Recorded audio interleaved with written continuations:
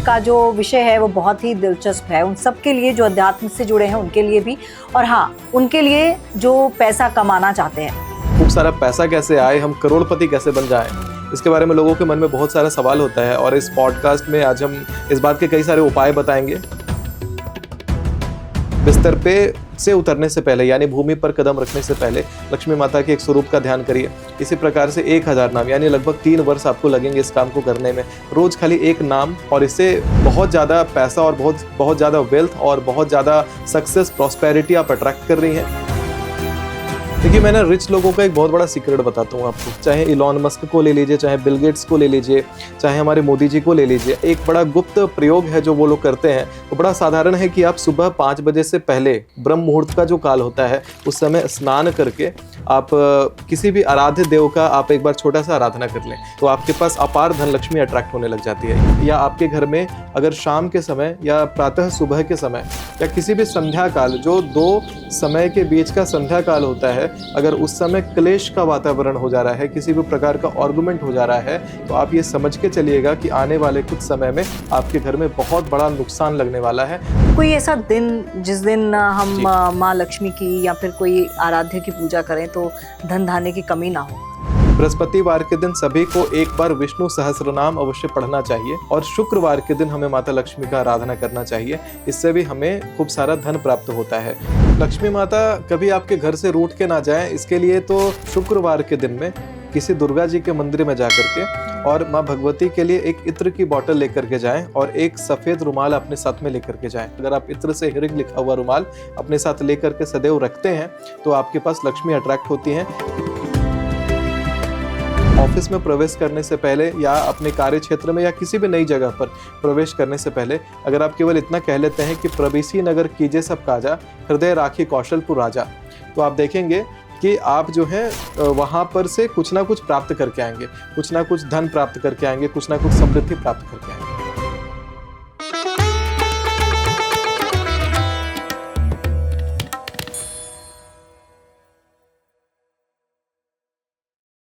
नमस्कार, एक बार फिर से आपका बहुत बहुत स्वागत है। और आज का जो विषय है वो बहुत ही दिलचस्प है, उन सब के लिए जो अध्यात्म से जुड़े हैं उनके लिए भी, और हाँ, उनके लिए जो पैसा कमाना चाहते हैं।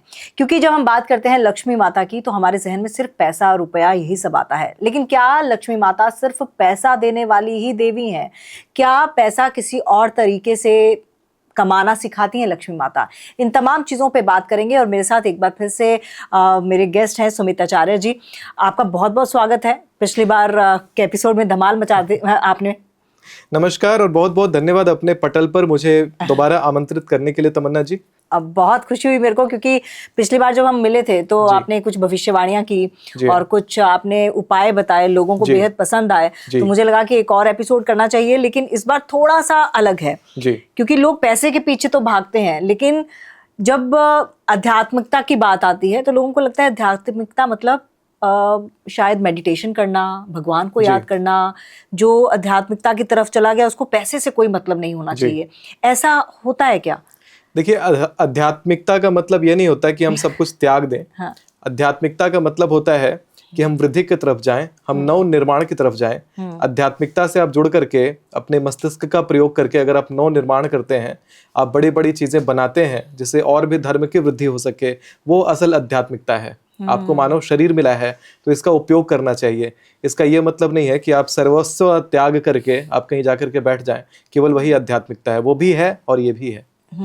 और आज क्योंकि मैंने विषय लिया है पैसा, क्योंकि पैसा हर किसी को चाहिए, और साथ ही साथ में अगर आध्यात्मिकता की बात करूं तो मैंने लक्ष्मी माता को इससे जोड़ने की कोशिश की है। क्योंकि जब हम लक्ष्मी माता की बात करते हैं तो हमारे जहन में सिर्फ पैसा आता है ना। उनकी हम अगर मूर्ति भी देखते हैं, उनकी प्रतिमा भी देखते हैं तो उसमें भी वो पैसा बरसाती हुई दिखती हैं। तो क्या लक्ष्मी माता सिर्फ धन की ही देवी हैं या कुछ और भी सिखाती हैं आज के परिवेश में? ये आपने बहुत ही बढ़िया सवाल पूछा है। सभी दर्शक इस बारे में जानना चाहते हैं कि लक्ष्मी माता को हालांकि कैसे प्राप्त करें। हाँ। लक्ष्मी माता से संबंधित जो विषय है उस पर विजय कैसे प्राप्त करें, खूब सारा पैसा कैसे आए, हम करोड़पति कैसे बन जाएं, इसके बारे में लोगों के मन में बहुत सारा सवाल होता है। और इस पॉडकास्ट में आज हम इस बात के कई सारे उपाय बताएंगे कि लोग दैनिक जीवन में क्या क्या उपाय कर सकते हैं जिसके द्वारा उनके पास खूब सारा धन आएगा। अब जहां तक आपका प्रश्न रहा कि लक्ष्मी माता क्या धन की ही केवल देवी है, तो ऐसा नहीं है। लक्ष्मी माता जो है वो त्रिपुर सुंदरी भी है, लक्ष्मी माता महासाम्राज्य लक्ष्मी भी है। वो जितना साम्राज्य का निर्माण होता है, किसी रंग को राजा बनाने का जो शक्ति है, जो उनके अंदर पावर है, वो माता लक्ष्मी के पास ही विराजित है। वो किसी को भी अपार धनवान बना सकती हैं, किसी को अपार शक्तिशाली बना सकती हैं, किसी को अपार ऐश्वर्यवान बना सकती हैं। ऐश्वर्य हो, चाहे कीर्ति हो, चाहे धन हो, सब कुछ लक्ष्मी माता प्रदान करती हैं। और आज हम उनके आराधना विधि के बारे में जानेंगे, और आराधना विधि के साथ में हम ये जानेंगे कि छोटे छोटे उपाय जो दैनिक जीवन में लोग करके लक्ष्मी माता को प्राप्त करके खूब ज़्यादा पैसा कमा सकते हैं और अपने जो कहते हैं जो गोल्स हैं, जो ड्रीम्स हैं, उसको वो पूरा कर सकते हैं। आज के परिवेश की अगर मैं बात करूं तो लक्ष्मी माता हमें क्या सिखाती हैं? पैसे कैसे बचाए जाएं, कैसे कमाए जाएं और कैसे पैसों से पैसा बनाया जाए? देखिए, लक्ष्मी माता हमें पैसे बचाए जाए एक कंसेप्ट है जो लोगों के अंदर बहुत बड़ा मिसकंसेप्शन है कि लोग पैसे बचाने की तरफ, सेविंग करने की तरफ ध्यान देते हैं। लेकिन एक्चुअल क्या है कि लक्ष्मी माता जो है वो चलयमान होती हैं, वो बहुत ही चंचल स्वरूप की होती हैं। तो अच्छा होता है कि उनकी चंचलता का रिस्पेक्ट किया जाए, उनको सर्कुलेट किया जाए। लोग मनी सर्कुलेशन के बारे में ध्यान नहीं देते हैं, लोग मनी को ऐसे पकड़ के रखने के बारे में ध्यान देते हैं, उसको किसी जगह बंद करके रखने के बारे में ध्यान देते हैं, और वो पैसा कहीं ना कहीं से रास्ता बना करके हवा की जैसा उड़ जाता है। तो सबसे बढ़िया यह है कि पैसे बचाने से ज्यादा आप पैसे के इन्वेस्ट करने के लिए नई नई स्ट्रैटेजीज बनाएं। लक्ष्मी माता अगर आपके पास आई हैं तो ऐसा प्रयोग लगाएं कि लक्ष्मी माता और किस स्वरूप में आपके पास आ सकती हैं। लक्ष्मी माता इतनी चंचल है कि अलग अलग स्वरूप बदल करके वो आना आपके पास चाहती हैं। अब लोग चाहते हैं कि एक ही स्वरूप में मेरे पास विराजित हो जाए, तो वहां पर जाकर के लोगों का नुकसान होना शुरू हो जाता है। तो लक्ष्मी माता का, जैसे मैंने बोला कि त्रिपुर सुंदरी के रूप में भी उनका आराधना करिए, उनका आप माता महासाम्राज्य लक्ष्मी के रूप में आराधना करिए। आप भिन्न भिन्न प्रकार के लक्ष्मी माता का आराधना करिए। लक्ष्मी सहस्त्र नाम हमारे शास्त्रों में उपलब्ध है, उसके अनुसार भी आप जैसे एक बड़ा छोटा सा उपाय व्यक्ति इसमें कर सकते हैं। 3 वर्ष का उपाय है, प्रतिदिन सुबह उठिए और लक्ष्मी सहस्त्र नाम से एक नाम माता लक्ष्मी का आप सुबह सुबह ऐसा ध्यान करते हुए, उनका स्वरूप ध्यान करते हुए उनको प्रणाम कर लीजिए। बिस्तर पे से उतरने से पहले, यानी भूमि पर कदम रखने से पहले लक्ष्मी माता के एक स्वरूप का ध्यान करिए।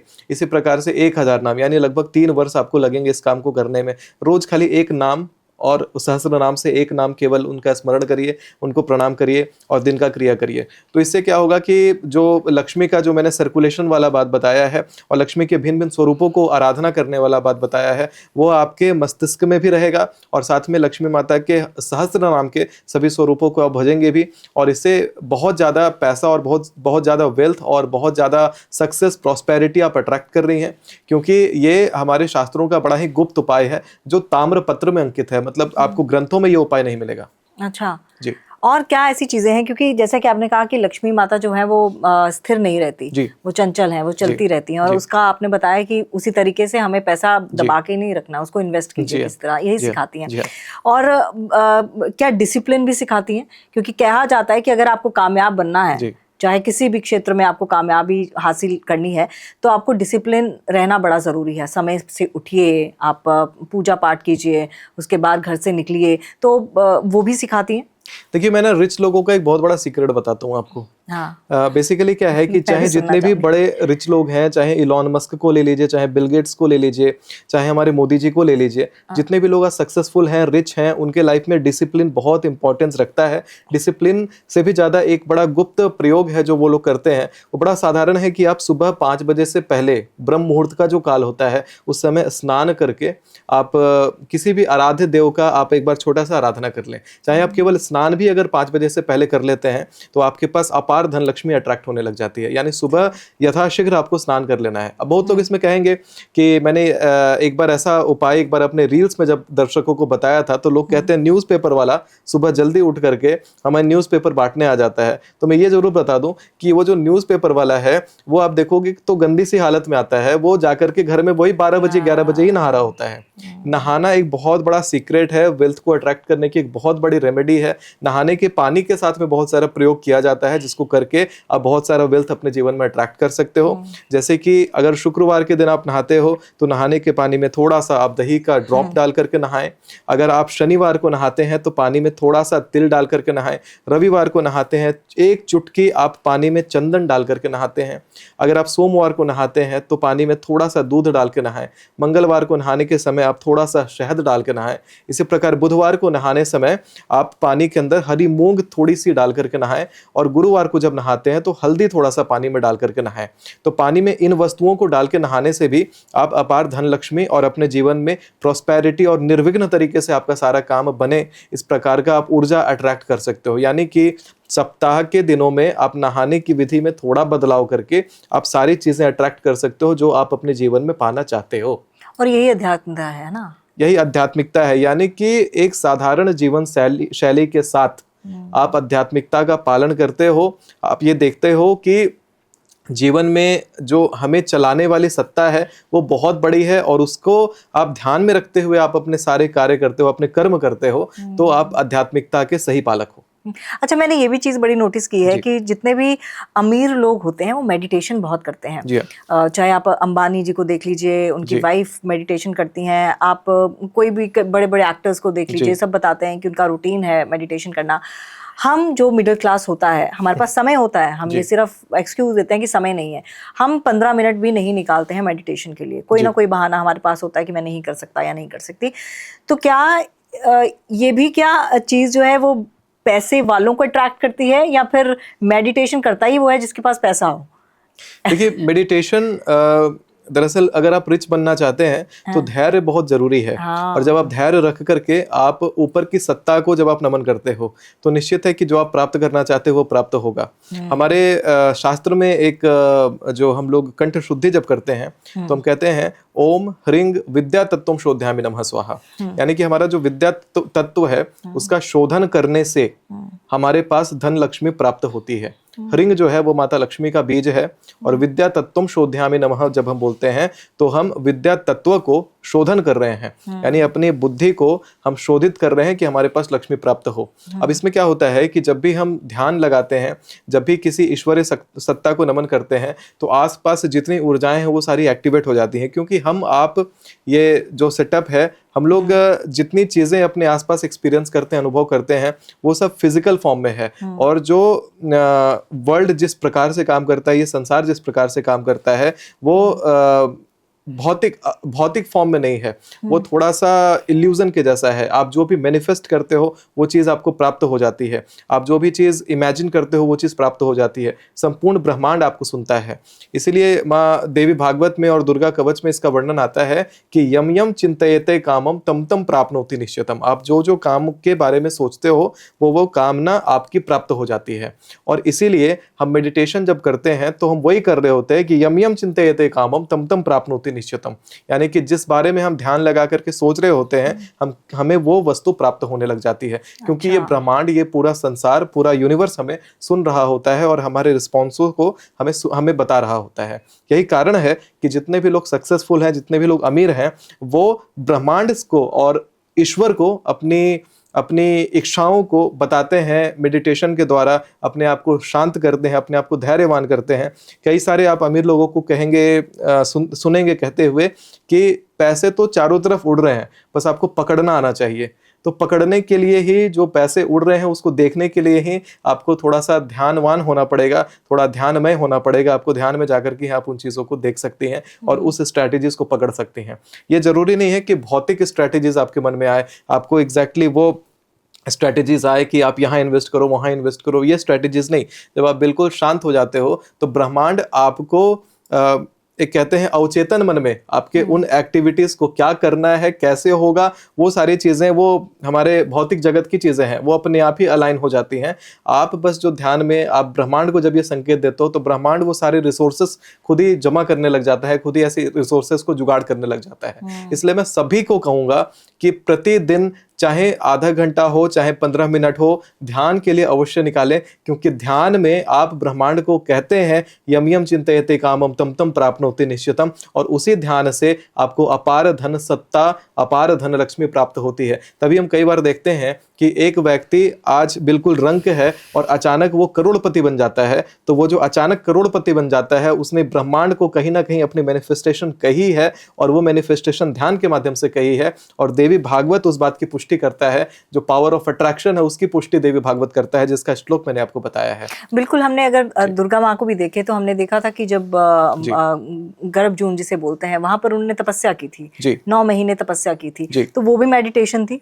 जी हाँ, वो भी मेडिटेशन थी। और वो जो तपस होता है, जो तपश्चर्य होता है, उससे भी हम ब्रह्मांड के साथ अपनी ऊर्जा को जोड़ देते हैं। यानी कि जब तक हम ये महसूस करते हैं कि हम उस विराट परमात्मा से, उस विराट भगवान से, जब तक हम ये महसूस कर रहे होते हैं कि हम अलग हैं, हम पृथक हैं, हम उनके अलग से भक्त हैं, इस प्रकार का महसूस कर रहे होते हैं, तो वो ठीक वैसा सोचने जैसा है जैसे एक पहाड़ को देख करके हम ये सोचते हैं कि ये पत्थर उस पहाड़ से अलग है, लेकिन जैसे ही हम उस पत्थर को उस पहाड़ में जाके स्पर्श करवा देते हैं या उस पहाड़ से उस पत्थर को मिला देते हैं, तो वो एक छोटा सा कंकड़, एक छोटा सा पत्थर भी संपूर्ण पहाड़ हमें दिखने लग जाता है। तो ठीक उसी प्रकार से हम जब जब अपने आप को उस सत्ता से, उस भगवत सत्ता से जोड़ करके देखते हैं, तब हम उस विराट का स्वरूप बन जाते हैं, उस विराट का प्रतीक बन जाते हैं। हम उसे पृथक एक कंकड़ के भांति नहीं घूमते, इसीलिए हम उस विराट को पाते हैं। तो माता दुर्गा का हो चाहे भगवान का हो, तो वो हमें इस प्रकार से जो क्रियाएं करते हैं, जो लीलाएं वो रचते हैं, वो संदेश देने के लिए रचते हैं कि इस प्रकार की क्रिया अगर करते हो तो तुम इस विराट शक्ति को, इस विराट सत्ता को, या मेरे समान शक्ति को, या मेरे समान सत्ता को प्राप्त कर सकते हो। कहते हैं कि माँ लक्ष्मी जो है वो माँ सरस्वती के बिना अधूरी है जी। इसका क्या अर्थ है? देखिए, जब भी हम माता लक्ष्मी की आराधना करते हैं, चाहे किसी भी देवी की आराधना करते हैं, तो हमें कंठ शुद्धि करना पड़ता है। और जो कंठ शुद्धि का नियम ही है, इसमें एक मंत्र आता है छोटा सा, हम हाथ में जल लेकर के कहते हैं कि ओम ऐंग आत्म तत्वम शोध्यामि नमः स्वाहा। यानी माँ सरस्वती के बीज मंत्र से हमने आत्मा की शुद्धि तो कर ली, पर जब हम कहते हैं कि ओम ह्रींग विद्या तत्वम शोध्यामि नमः स्वाहा, यानी कि माता लक्ष्मी के बीज से हम विद्या तत्व को शोधित कर रहे हैं। यानी कि जब भी हम माता लक्ष्मी का जब भी नाम आता है तो वहां पे विद्या तत्व का शोधन का नाम आता है। यहाँ पर दोनों युग्म में चलते हैं, यानी माता लक्ष्मी बिना माता सरस्वती के बिना बिल्कुल अधूरी हैं, क्योंकि जब तक हम विद्या के साथ में माता लक्ष्मी का आवाहन नहीं करते हैं, तब तक माता लक्ष्मी का ना आप उपयोग कर सकते हैं, ना आप माता लक्ष्मी को प्राप्त कर सकते हैं, ना माता लक्ष्मी को आप चलाईमान कर सकते हैं, यानी कि आप किसी प्रकार का निवेश आदि आप कर सकते हैं।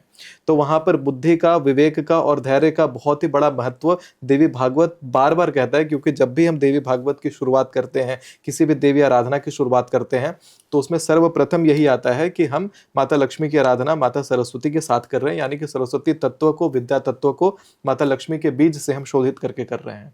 तो इसी प्रकार से माता लक्ष्मी जो है उससे पृथक नहीं है। तो निजी जीवन में भी जब हम देखते हैं कि जब भी हमें इन्वेस्टमेंट करने की बात आती है, जब भी हमें किसी भी प्रकार का निवेश करने का बात आता है, तो वहां पर बुद्धि से और विवेक से जब हम काम लेते हैं तो हमारा जो वो निवेश है वो सफल होता है।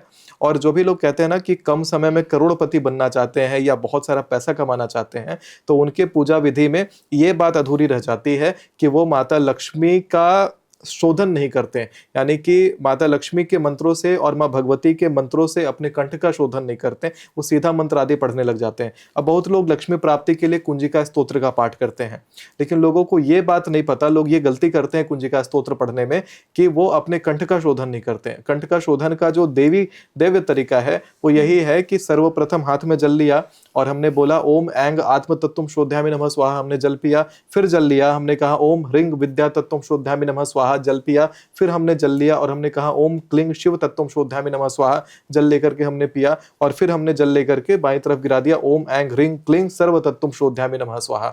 उसी से सर्वस्व की प्राप्ति होती है और उसी से हमारा जो साधना है, उसी के बाद हम लोग किसी भी प्रकार का देवी साधना शुरू कर सकते हैं, चाहे कुंजिका पढ़ना ही क्यों ना हो। तो लोग ऐसी गलती करते हैं जिसके कारण कुंजिका का, जिससे अपार धन प्राप्त होता है, चाहे तो जो लोग कनकधारा स्तोत्र पढ़ते हैं जिससे अपार धन प्राप्त होता है, उसका फल उन्हें प्राप्त नहीं होता है, क्योंकि वो देवी भागवत का ये जो तरीका है जिसका हमने भी बात करा कि माता लक्ष्मी माता सरस्वती के बिना अधूरी हैं, तो जब तक हम इस बात का ज्ञात जो है माता भगवती के सामने स्पष्ट नहीं करते, तब तक हमें उस शक्ति को, उस लक्ष्मी की शक्ति को अनलॉक ही नहीं कर सकते।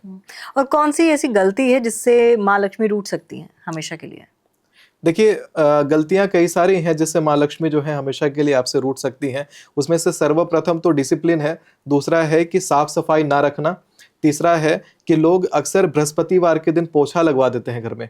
बृहस्पतिवार के दिन पोछा घर में नहीं लगना चाहिए, जबकि शुक्रवार को नमक वाले जल से पोछा लगना चाहिए। ये कई सारे घरों में देखा गया है कि लोग जो प्रतिदिन पोछा लगा दे रहे हैं, बृहस्पतिवार को भी लगा दे रहे हैं, तो उनके घर से धीरे धीरे करके लक्ष्मी माता रूठने लग जाती हैं, उनके घर से जाने लग जाती हैं। तो साफ सफाई रखना है, लेकिन साफ सफाई का कई सारा नियम है। घर में लोग एक और गलती करते हैं कि नींबू और मिर्च अक्सर एक साथ रख देते हैं। वो काम भी नहीं करना है। वो अपने उपयोगिता के लिए लोग आसान पड़ता है खाते समय, तो नींबू और मिर्च एक साथ रख देते हैं घर के अंदर, जबकि ये घर के बाहर इसलिए लटकाया जाता है कि जब माता अलक्ष्मी जो है जब भी सड़क से गुजर रही हो या आपकी गली से होकर के गुजर रही हो, तो जो नींबू और मिर्च है उसका वो भोजन बाहर ही प्राप्त करके वो वहां से चले जाए, आपके घर के अंदर प्रवेश ना करें। जब आप घर के अंदर ये चीज जाकर के रख देते हो तो घर के अंदर आकर के अलक्ष्मी जो है उसको ग्रहण करती हैं, और जब अलक्ष्मी का प्रवेश घर में होता है तो घर में नाना प्रकार का क्लेश प्रवेश कर जाता है, नाना प्रकार का घर में जो है हानि और रोग और दुख प्रवेश करने लग जाता है। एक और लोग अक्सर गलती करते हैं कि अक्सर शाम के समय लोग घर में किसी प्रकार से कलेश कर देते हैं।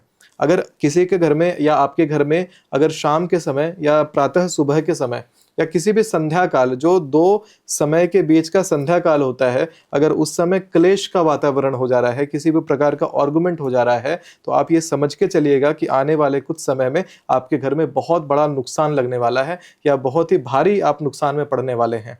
तो अगर आप इस चीज़ को कंट्रोल कर सकते हैं कि संध्या काल में आप उस तरह का डिबेट ना करें घर में, या किसी भी प्रकार का जो आर्गुमेंट वाला सिचुएशन है वो ना बनने दें, या खुशनुमा माहौल बना करके रखें, और उस समय आप किसी प्रकार का भजन आदि बजा करके रखें या भजन में खुद लीन हो जाए, तो आपके लिए अच्छा रहेगा। आपको अच्छे संकेत प्राप्त होंगे और माता लक्ष्मी को आप अपने घर में अट्रैक्ट कर रहे होंगे। अच्छा, लोग ना पैसे के पीछे बहुत भागते हैं, जी हाँ, है ना? जी हाँ। और कुछ ऐसा है कि पैसा हमारे पीछे भागे, क्या कुछ ऐसा भी लक्ष्मी माँ सिखाती हैं कि या फिर पैसे सिर्फ एक पैसे का प्रलोभन है जो हमें लक्ष्मी माँ से जोड़ता है? देखिए, पैसा को लेकर के लोग आसक्त होते जा रहे हैं। लोगों को पैसे को लेकर के आसक्त नहीं होना है, लोगों को अपने कार्य को लेकर के, अपने कर्म को लेकर के आसक्त होना चाहिए, उसको लेकर के सीरियस होना चाहिए। जब लोग कर्म को लेकर के सीरियस रहेंगे तो पैसा स्वतः ही उनके पीछे पीछे आने लग जाएगा। हालांकि एक छोटी सी उपाय मैं लोगों को नित्य करने के लिए भी बता देता हूँ, जिसको करके लोग अपने जीवन में खूब सारा पैसा प्राप्त कर सकते हैं। लोग शुक्रवार के दिन एक जो रोटी होता है आटे का बना हुआ, उस रोटी के ऊपर हल्दी से एक स्वास्तिक बनाएंगे। अच्छा। और उस स्वास्तिक के ऊपर 5 लौंग रखेंगे और साथ में उसके ऊपर 2 सुपारी रखेंगे और उसके ऊपर थोड़ी सी काली मिर्च डाल करके अपने छत के ऊपर जा करके वो रोटी को छोड़ाएंगे। वो वहाँ के जीव जंतु, जो भी रात के जीव जंतु होंगे, वो खाएंगे। शाम के समय इस उपाय को करना है। इसको प्रतिदिन कर सकते हैं, चाहे शुक्रवार भी इस उपाय को करना ज़्यादा सूटेबल रहता है। इस तरह से अगर आप उपाय करते हैं तो निश्चित ही आपके घर का जो भी रोग है, जो भी दुख है, जो भी क्लेश है, जो भी अलक्ष्मी का प्रवेश हुआ होगा, वो उस माध्यम से, जो छत होता है घर का वो राहु का स्थान होता है, तो राहु के माध्यम से वो जो अलक्ष्मी होती है, पाप ग्रह के द्वारा वो बाहर वो चली जाती हैं। तो इस प्रकार से अगर लोग क्रिया करते हैं तो उनके घर में जो है सुख समृद्धि का वास होता है और जो असमृद्धि आदि चीजें हैं वो बाहर चली जाती हैं। लेकिन आजकल लोग ज्यादा पैसा आ भी जाए तब भी खुश नहीं है।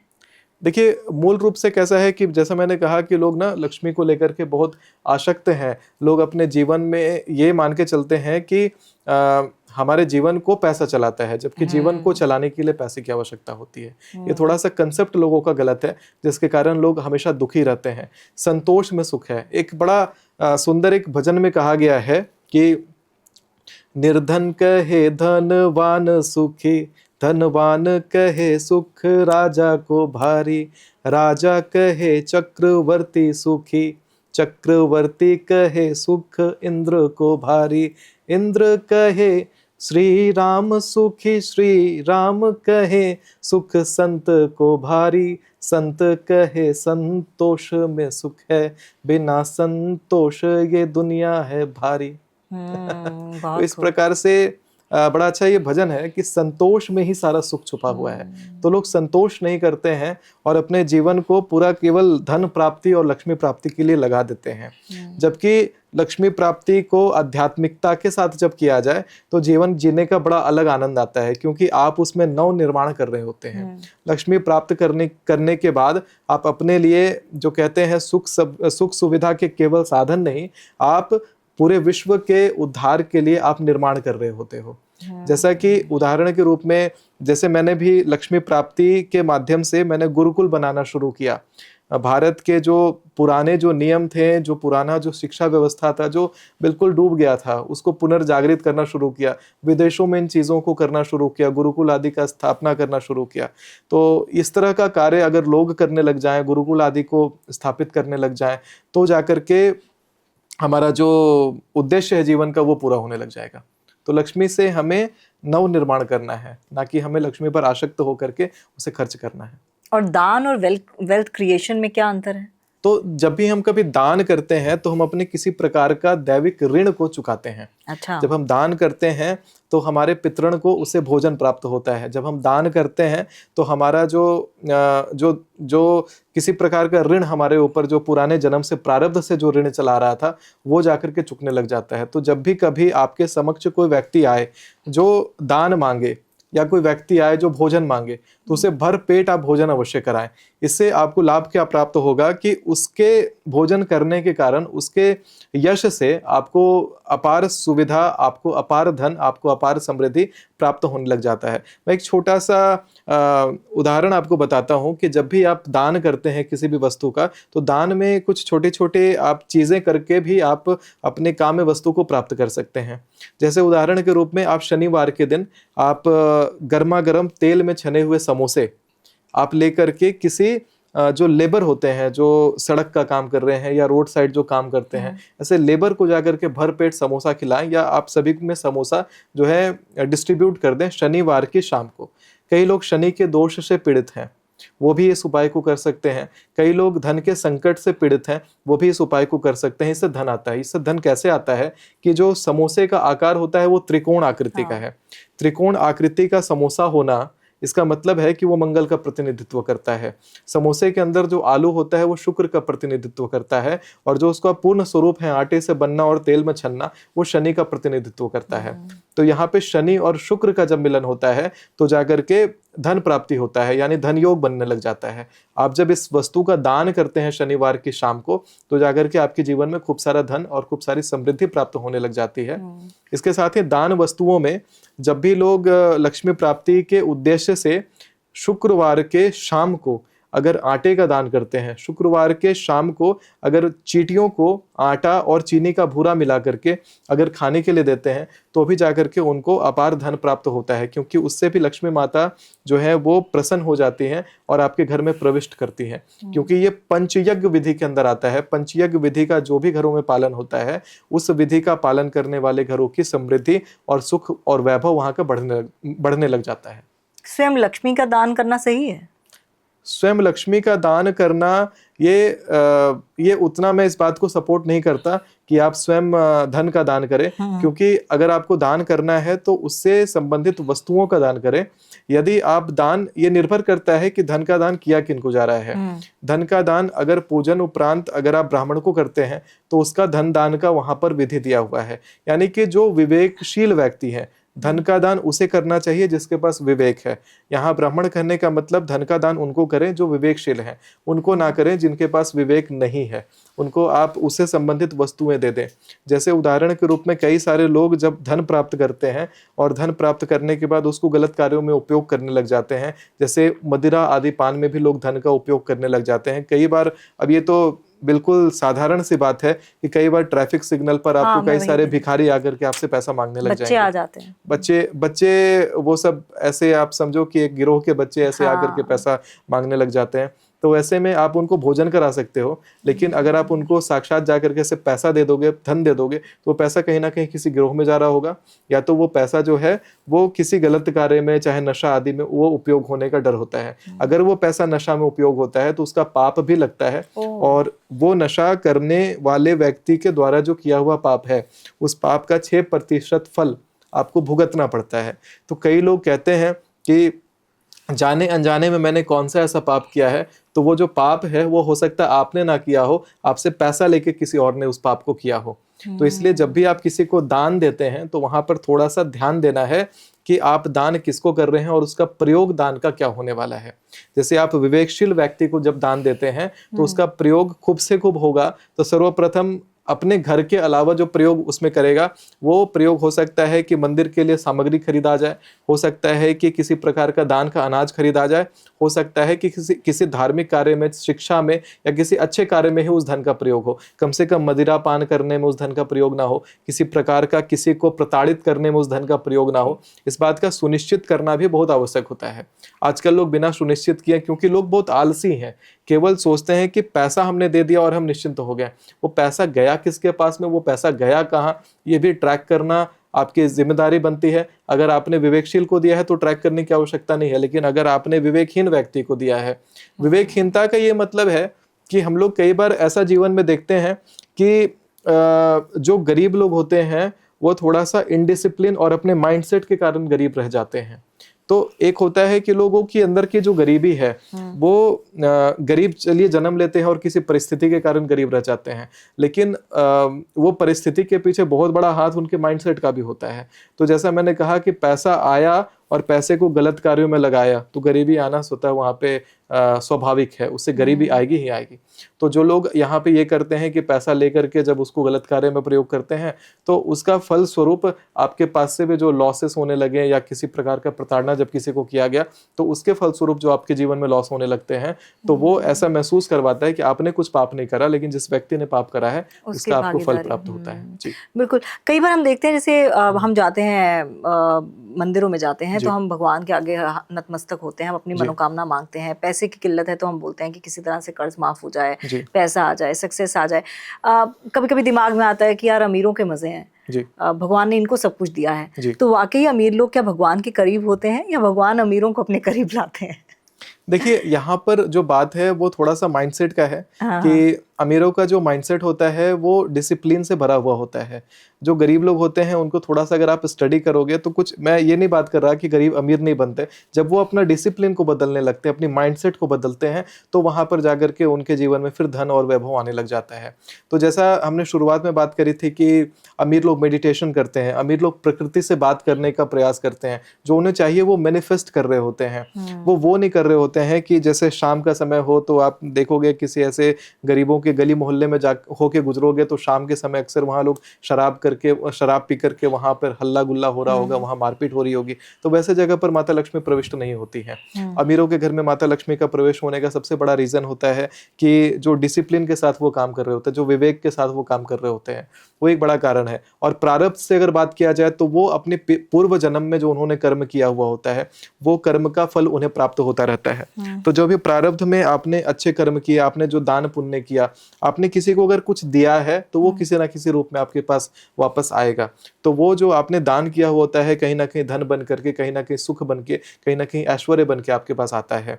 कई बार लोग ये सोचते हैं कि मैं इतना पूजा पाठ कर रहा हूँ फिर भी मेरे पास इतना पैसा नहीं आ रहा, जबकि अगला बंदा जो है, अगला व्यक्ति है, वो उतना पूजा पाठ नहीं करता फिर भी उसके पास इतना पैसा कैसे?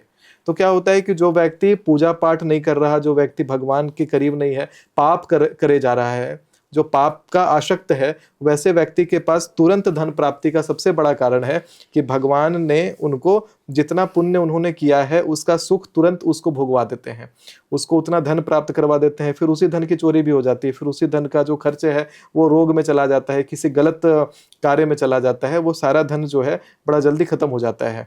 तो वो शाश्वत नहीं है। लेकिन जो व्यक्ति धर्मार्थ नियम से धार्मिक आचरण करते हुए धन को प्राप्त करता है तो उसका धन शाश्वत रह जाता है, क्योंकि भगवान भी वहाँ प्रेफरेंस देते हैं कि उस व्यक्ति का जो दुख है उसको बड़ा कम करके उसको जल्दी जल्दी पहले दुख भोगवा लेते हैं, ताकि बाद में उसको शाश्वत सुख प्रदान कर सके, उसके आने वाली पीढ़ियों को, उसके आने वाले संतानों को सुख प्रदान कर सके। यहाँ सारा जो एक कह सकते हैं कि जितना जो नियम है प्रकृति का, वो कर्म का नियम है, ये पूरा कर्म के नियम पे आधारित होता है।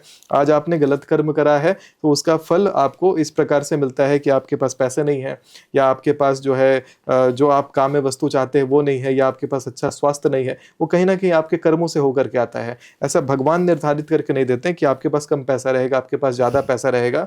हमारे शास्त्रों में कहा गया है कि कर्मणो जायते जन्मः, यानी कर्म के अनुसार जन्म भी प्राप्त होता है। कई लोग जो राजा के घर में जन्म ले लेते हैं, तो हमारे में तो एक जन्म का है नहीं, हमारे में तो जन्मों का संबंध होता है, जन्म जन्मों की बातें की जाती हैं। हम लोग पुनर्जन्म लेते हैं, कई बार जन्म लेते हैं। तो ये जो जन्म लेते हैं, तो इसमें आज के जन्म में हमने जो जो कार्य किए हैं उसी के कर्मानुसार हमें अगला जन्म प्राप्त होता है। अगर हमने ऐसे कार्य किए हैं, हमने बहुत लोगों की सेवा करी है, बहुत लोगों का सत्कार करा है, हमारा माइंडसेट उस लेवल का है, तो अगला जो जन्म प्राप्त होता है वो हमें राजा के घर में प्राप्त होता है। चाहे हमारा जो पाप है, हमने बहुत जल्दी अपने पापों को भोग लिया, हमने बहुत जल्दी अपने पापों को काट लिया, तो फिर इस जन्म में भी रंक के घर में भी आपने जन्म लिया है, लेकिन तुरंत आप राजा बन जाते हैं। हमारे देश के प्रधानमंत्री एक बहुत बड़ा उदाहरण भी है कि आप देखोगे कि उन्होंने बिल्कुल गरीब घर में और चाय बेचने जैसा कार्य उन्होंने किया, और आज देश का सर्वोच्च सम्माननीय व्यक्ति, सर्वोच्च पावरफुल व्यक्ति के रूप में वो जाकर के बैठे हुए हैं, प्रधानमंत्री नरेंद्र मोदी।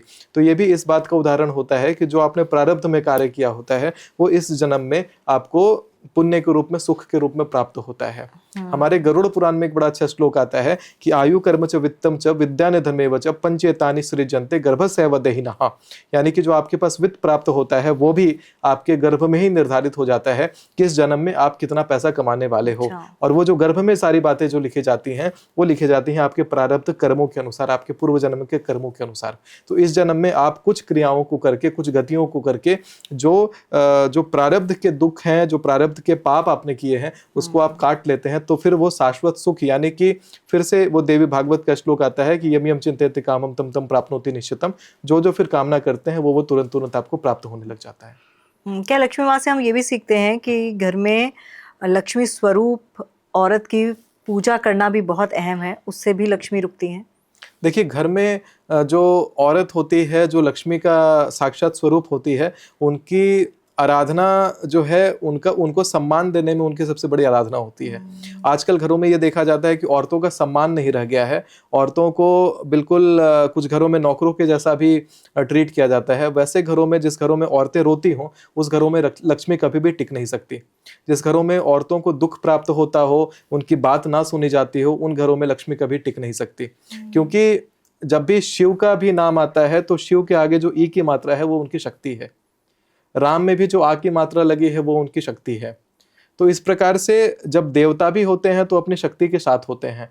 तो जब भी हम अपने घर में किसी तत्व को या किसी समृद्ध परिवार का चिंतन करते हैं तो उस घर की शक्ति, उस घर की औरतें होती हैं। और जब उस औरत को सम्मान नहीं मिलता, यानी उस औरत को जब शिव के आगे, यानी शिव के आगे का जो ई की मात्रा है वो सम्मान से वो सबसे आगे की मात्रा, यानी उनको उतना सम्मान नहीं मिलता कि वो सर्वोच्च उस घर के नागरिक हैं, उस प्रकार का सम्मान ना मिलना भी लोगों की निर्धनता का एक बहुत बड़ा कारण बन जाता है। लोग अपने घर में, आप देखोगे डोमेस्टिक वायलेंस होता है, लोग अपने घर में औरतों को मारते हैं, उस घरों में भी लोग बहुत ही ज्यादा पीड़ित रहते हैं। इसका ये कहने का मेरा बिल्कुल अर्थ नहीं है कि ये जो चीजें हैं केवल गरीब तबकों में होती है। ऐसा मैंने बहुत ही हायर क्लास, मैंने एलिट क्लास में भी ऐसी चीजें देखी हैं कि डोमेस्टिक वायलेंस बहुत ही सुप्रीम लेवल पर है। मैंने बहुत सारे कॉन्स्टिट्यूशन को संभालने वाले लोगों के घरों में भी देखा है कि ये जो चीज़ है वो है, वहाँ पर ये डोमेस्टिक वायलेंस बहुत ज़्यादा है। और वो उनका जो पर्सनल जीवन है, उनका जो निजी जीवन है, वो बहुत ज़्यादा प्रताड़ित रहता है। वो केवल धन की बात नहीं होती, वो उनके जीवन में जो भी वो चाहते हैं प्राप्त करना वो उन्हें प्राप्त नहीं होता। ना उन्हें अच्छा स्वास्थ्य प्राप्त होता है, ना उन्हें मानसिक शांति प्राप्त होती है। क्योंकि लक्ष्मी का ये मतलब नहीं है कि वो केवल धन की देवी है, लक्ष्मी का ये भी मतलब है कि वो ऐश्वर्य का, शांति का, समृद्धि की भी देवी है।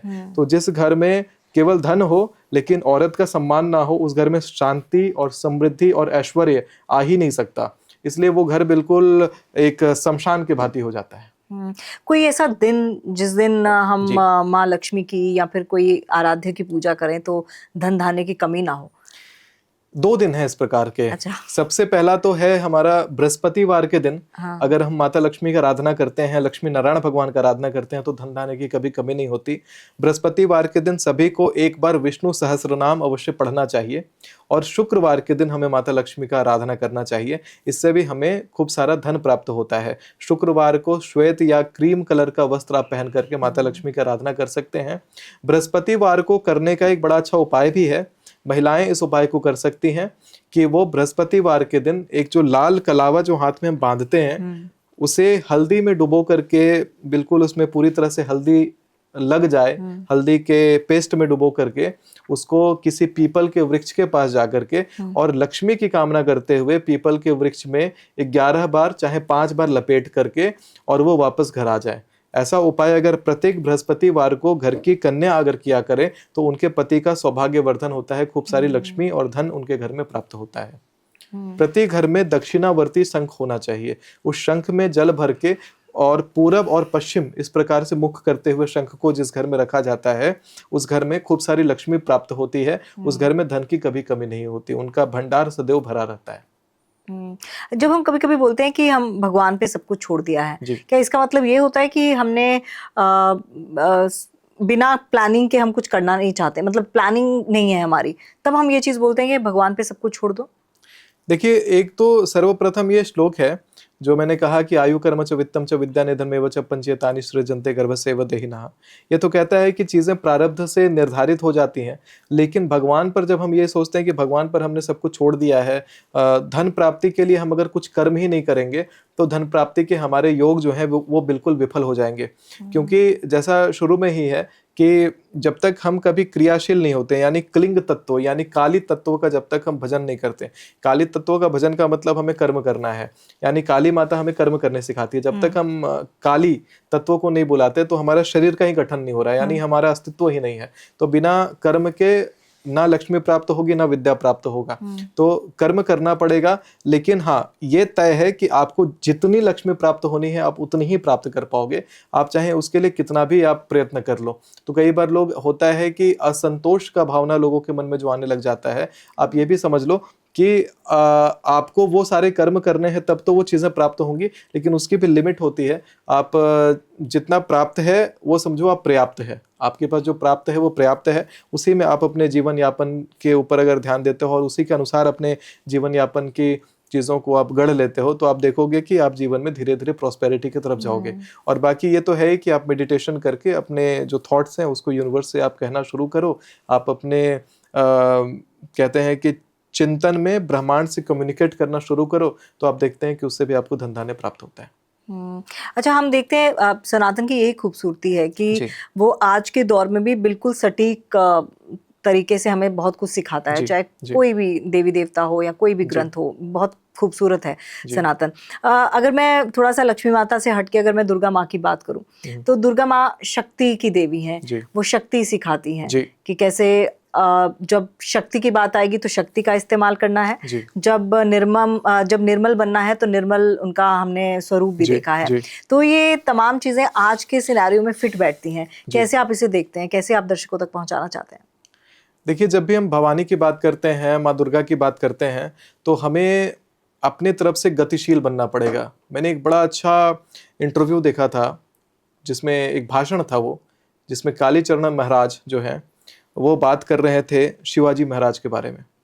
उन्होंने एक बड़ी अच्छी कहानी सुनाई थी। उन्होंने कहा था कि जब मुगलों ने हमारे 5 लाख से अधिक मंदिरों को ध्वस्त कर दिया था, तो उस समय सभी देवी देवता आदि कहते हैं कि वो अवतरित ना होकर के मंदिर उन्होंने टूटने दिया।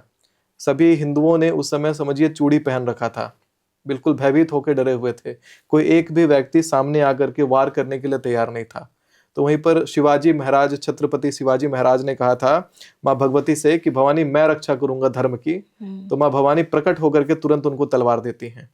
तो इसी प्रकार से जब भी हम फ्रंट फुट पर आकर के खड़े होते हैं, जब भी हम कोई कार्य को ऐसा कहते हैं कि अपने शोल्डर पर उस भार को उठाने का निर्णय लेते हैं, निश्चय लेते हैं, तो हमारे पितृण भी हमारा सहयोग करते हैं, माँ भगवती भी हमारा सहयोग के लिए खड़ी होती हैं। भगवती तभी सहयोग करती हैं जब तक हम उनके उनका आवाहन करके जब तक हम उनका कार्य नहीं करना शुरू करते तब तक भगवती हमें सपोर्ट नहीं करती। तो जब भी कभी हमें कोई कार्य करना हो, माँ भगवती का ध्यान करके उस कार्य को माँ भगवती पर फिर सौंपना चाहिए, और माँ भगवती हमें पूर्ण रूप से सपोर्ट करती है कि हम उस कर्म को जाकर के पूरा कर पाए। और मुझे लगता है कि जहां पर शक्ति की जरूरत है वहां शक्ति का इस्तेमाल कीजिए, जहां विवेक की जरूरत है वहां विवेक का इस्तेमाल कीजिए, ये भी सिखाया जाता है। जी हाँ, ये कहते हैं ना कि कूटनीतिज्ञ विषय और कली काल है। कली काल में हमें भिन्न भिन्न कलाओं का प्रयोग करना चाहिए।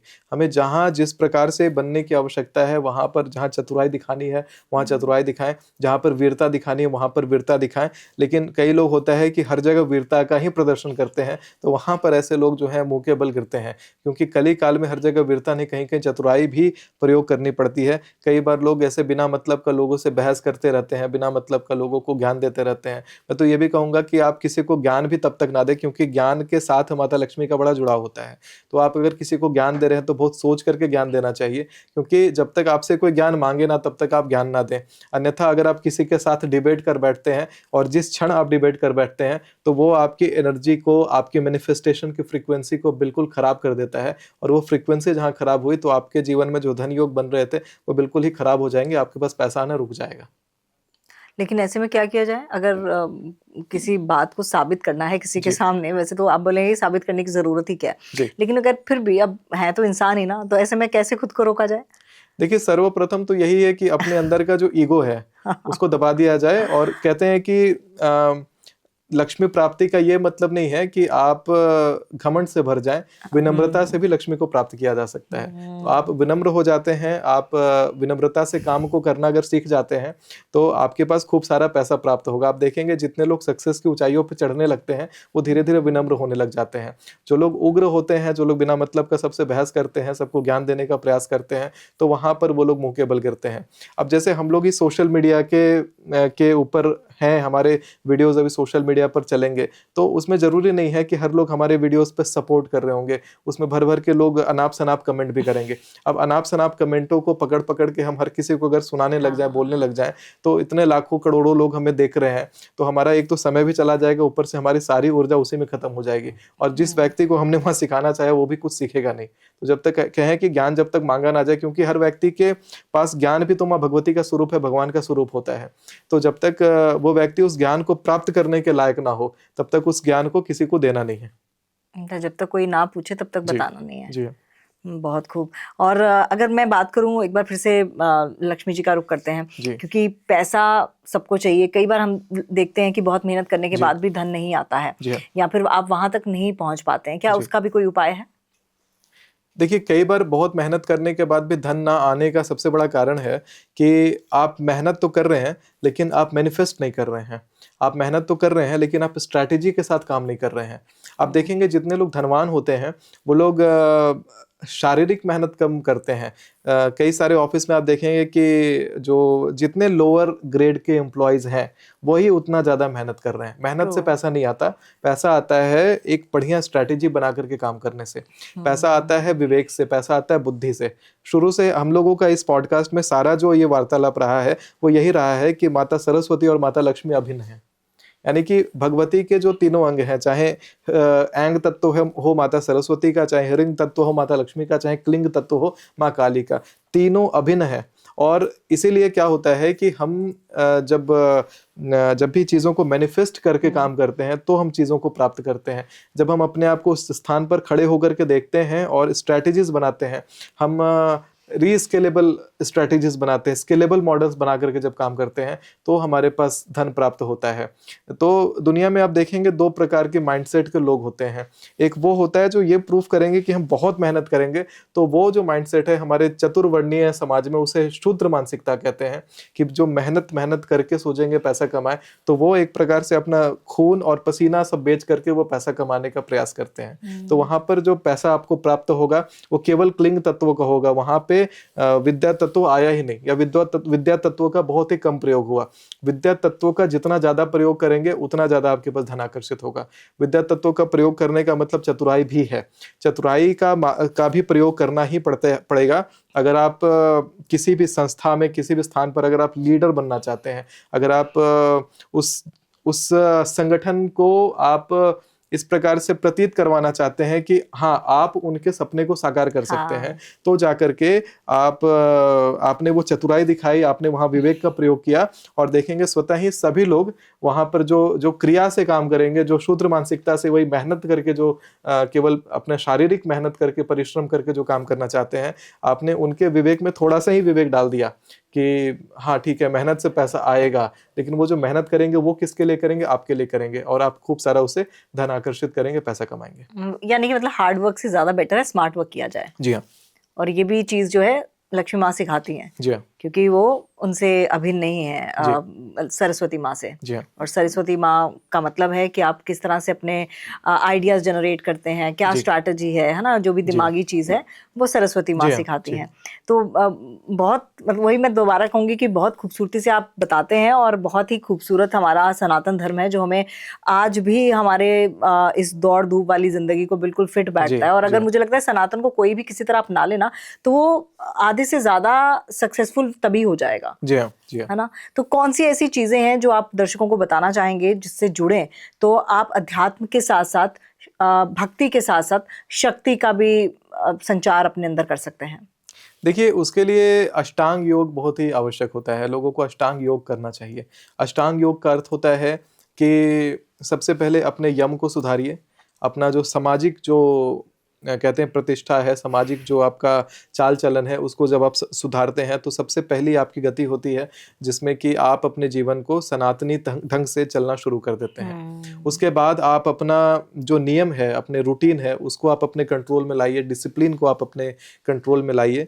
उसके बाद आप अपने जो शरीर है उसको आप अपने कंट्रोल में लाइए, और उसके बाद आप जो है अपने इच्छाओं को कंट्रोल में लाइए। इच्छाओं को कंट्रोल में लाने के बाद आप अपने फोकस को कंट्रोल में लाइए, ध्यान को कंट्रोल में लाइए, और ध्यान को कंट्रोल में लाने के बाद ही आप जो है समाधि तत्व का जो भोग है उसको आप कर सकते हैं। समाधि तत्व का यहाँ पे अगर हर प्रवेश में देखा जाए तो जो समाधि तत्व है कहीं कहीं धनी होना भी है वो समाधि। यानी कि जब आप बहुत ज़्यादा धनी हो गए, बहुत ज़्यादा आपने सुख सुविधा समृद्धि जो आप चाहते थे, जो भौतिक जगत को जीने के लिए चाहिए, वो आपने प्राप्त कर लिया, और आपने इतना प्राप्त कर लिया कि आप और भी निर्माण कर पा रहे हैं, और भी नव निर्माण कर पा रहे हैं, धर्मार्थ वृद्धि के लिए कर पा रहे हैं। तो वो जो आप तत्व प्राप्त करेंगे वही तत्व है आपका अष्टांग, जो आप अपने अलग अलग आचरणों में, चाहे जीवन यापन हो, चाहे धन प्राप्ति हो, चाहे ऑफिस कार्य हो, हर जगह आप इसका प्रयोग कर सकते हैं। अच्छा, ये पॉडकास्ट देखने के बाद अगर कोई चाहता है कि हाँ चलिए आज से मैं डिसिप्लिन में रहूंगा और मुझे पैसा कमाना है, तो मुझे अब शुरुआत करनी है जी, तो पहला स्टेप क्या होना चाहिए? पहला स्टेप होना चाहिए सुबह जल्दी उठना है। अगर आप सुबह जल्दी उठ पाते हैं, अगर आप 3:45 में उठ पाते हैं, 4 बजे उठ पाते हैं, और उठते के साथ आप सर्वप्रथम जो है स्नान कर लें 5 बजे से पहले ब्रह्म मुहूर्त में, तो ही जाकर के आपकी वृद्धि आगे संभव है। मतलब 4 बजे से पहले? जी हाँ, जी हाँ। ब्रह्म मुहूर्त में मतलब 4 बजे से पहले नहीं, ब्रह्म मुहूर्त काल में ऋषि स्नान ले लें, चाहे ब्रह्म मुहूर्त के बाद सूर्योदय से ठीक पहले आप चाहे देव स्नान ले लें। सूर्योदय के बाद जो स्नान लेते हैं वो मनुष्य स्नान होता है। तो ऋषि स्नान या देव स्नान अगर आप लेते हैं तो देवताओं के भांति कांति, देवताओं के भांति यश और समृद्धि आप प्राप्त करते हैं। तो सर्वप्रथम है कि एक निश्चित समय पर आप स्नान करना शुरू कर दें, और उसके बाद जो दिन का समय आता है तो आपको भगवान की जो पूजा का समय है वो आप सूर्योदय के ठीक बाद जो प्रथम याम होता है, यानी कहते हैं 3 घंटे का समय सूर्योदय के बाद का याम कहलाता है, एक याम। तो प्रथम याम में भगवान की पूजा घर में हो जानी चाहिए, ये एक नियम है। उसके बाद आप अपने जो दैनिक कर्म होते हैं उसके तरफ आप क्रियाशील रह सकते हैं, और रात्रि के समय आप भगवती की साधना जरूर करें। किसी भी रूप में भगवती का चाहे ध्यान करें रात को तुरिया संध्या में, यानी रात को 10:30 बजे के बाद, या चाहे कवच का पाठ करें, चाहे अर्गला का पाठ करें, चाहे कीलक का पाठ करें, चाहे कुंजिका का पाठ करें, चाहे इन सभी का पाठ करें।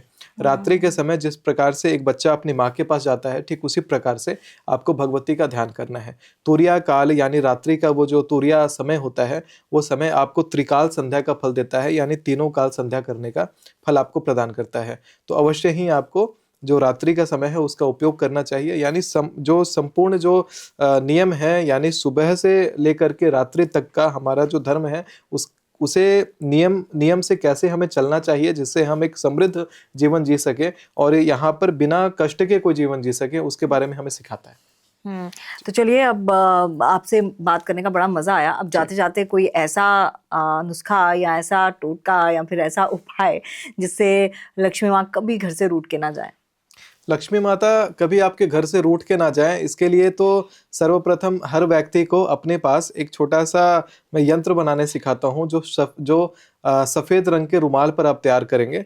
शुक्रवार के दिन में किसी दुर्गा जी के मंदिर में जाकर के और माँ भगवती के लिए एक इत्र की बोतल लेकर के जाएं और एक सफेद रुमाल अपने साथ में लेकर के जाएं। इत्र की बोतल से, उसी बोतल से माँ भगवती के चरण में थोड़ा सा इत्र लगा दें और फिर वो जो इत्र की बोतल है प्रसाद के रूप में माँ भगवती के चरण में चढ़ाएं और उनसे वो उसे प्रसाद के रूप में फिर प्राप्त करके आप उस रुमाल के ऊपर लगा करके इत्र से ही ह्रींग, लक्ष्मी माता का बीज होता है ह्रींग, वो मंत्र लिख लें और उस रुमाल को पूरा सप्ताह अपने साथ रखें। फिर आप उसे अगले शुक्रवार को चाहे धुल सकते हैं, चाहे उसी प्रकार से उसे अपने साथ रखे रह सकते हैं। अगर आप इस तरह का रुमाल तैयार करके, यानी ह्रींग लिखा हुआ रुमाल, अगर आप इत्र से ह्रींग लिखा हुआ रुमाल अपने साथ लेकर के सदैव रखते हैं तो आपके पास लक्ष्मी अट्रैक्ट होती हैं। जिस भी कार्य के लिए आप कहीं जाते हो तो वहां से आप समृद्धि प्राप्त करते हो। इसी प्रकार जब भी आप अपने ऑफिस में प्रवेश करते हैं तो वहां पर आप ये सुनिश्चित कर सकते हैं कि आपका सारा काम बनेगा। ऑफिस में प्रवेश करने से पहले या अपने कार्य क्षेत्र में या किसी भी नई जगह पर प्रवेश करने से पहले अगर आप केवल इतना कह लेते हैं कि प्रवेशी नगर कीजे सब काजा, हृदय राखी कौशलपुर राजा, तो आप देखेंगे कि आप जो है वहां पर से कुछ ना कुछ प्राप्त करके आएंगे, कुछ ना कुछ धन प्राप्त करके आएंगे, कुछ ना कुछ समृद्धि प्राप्त करके आएंगे। ये तो बहुत आसान है। जी हाँ, बिल्कुल आसान और हर कोई इसको कर सकता है। तो इस बात को मैं यही चाहूंगा कि दर्शक जो हैं अपने अपने फैमिली के व्हाट्सएप ग्रुप पर ये चीज को भेजें। किसी ना किसी रूप से धर्म भी उनसे जुड़ेगा और किसी ना किसी रूप से वो हमेशा भगवान से कनेक्टेड रहेंगे। कहीं भी प्रवेश करेंगे वहां से कुछ ना कुछ प्राप्त करके चलेंगे। तो ये हर दिन करना है, हफ्ते में एक बार, या फिर एक बार किया रुमाल में किया और फिर हमेशा के लिए? रुमाल वाला जो उपाय है उसे आप शुक्रवार को करके प्रत्येक शुक्रवार नया रुमाल तैयार कर सकते हैं या दोबारा से उसको रिचार्ज कर सकते हैं इस प्रकार से। लेकिन जो प्रवेशी नगर कीजे सब काजा है, इसे आप हमेशा जब भी कभी आपने किसी नई जगह पर प्रवेश करते हैं तो प्रवेशी नगर कीजे सब काजा, हृदय राखी कौशलपुर राजा, बस इतना बोल करके प्रवेश करेंगे तो आप देखेंगे निश्चित आपके लिए अच्छा होगा। तो चलिए देखिए, इतना आसान उपाय हैं तो आप भी जरूर कीजिएगा। और इस एपिसोड का मकसद यही था कि हम लोग पैसे की कामना जरूर करते हैं और कभी कभी हम मंदिर या फिर भगवान के सामने इसलिए नतमस्तक होते हैं कि मुझे ये चाहिए। तो क्या लक्ष्मी माता का स्वरूप जो है वो सिर्फ पैसा ही बताता है या बहुत कुछ चीजें और भी सिखाता है? ये हमारा आज का मकसद था और वो बहुत अच्छे से आपने समझाया कि जिंदगी कैसे बदल सकती है। अगर आप लक्ष्मी माता के स्वरूप को पहचान लें तो आपकी जिंदगी बदल सकती है। जो आप लाइफ में करना चाहते हैं वो मिल सकता है। सिर्फ अध्यात्म से जुड़ने की बात है। और अध्यात्म का मतलब ये नहीं कि आप ध्यान लगाएं और बस पूरा दिन भगवान का नाम जपते रहें और आप बाकी चीज़ों से हट जाएं। भगवान का नाम जपें, लेकिन हाँ, आपको बाकी चीज़ें भी उसी तरह से बैलेंस करना आनी चाहती है। इसी को अध्यात्म कहते हैं। बहुत बहुत धन्यवाद आपका। बहुत बहुत धन्यवाद और सभी को नमस्कार। नमस्कार। तो आप हमारे साथ जुड़े रहिएगा, आगे भी ऐसे इंटरेस्टिंग टॉपिक्स के साथ आते रहेंगे। मुझे दीजिए इजाजत, अपना ख्याल रखिएगा।